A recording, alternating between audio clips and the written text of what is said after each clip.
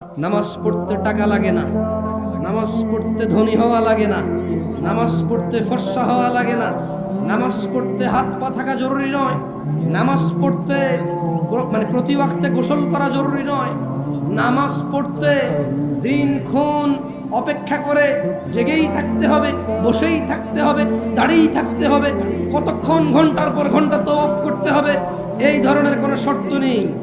মহিলা পুরুষের আলাদা বিধান নেই, ধনী দরিদ্রের আলাদা বিধান নেই। অথবা তারা যারা সালাতকে ত্যাগ করেছে, আল্লাহর নবী বলছে ইসলামের স্তম্ভ 5টি: আল্লাহকে সাক্ষী দেওয়া, ওনার রাসূলকে সাক্ষী দেওয়া এবং সালাত প্রতিষ্ঠিত করা, সমর্থবান যাকাত দেওয়া, সমর্থবান হজ করা, 11 মাস শেষে 1 মাস রোজার মাস যারা পেল তারা রোজা রাখবে, তারাই হচ্ছে মুসলমান। এটা হচ্ছে ইসলামের স্তম্ভ। কয়েকটি কাজ একনিষ্ঠভাবে করলেই আমরা জান্নাতে প্রবেশ করতে পারি, যার অন্যতম হলো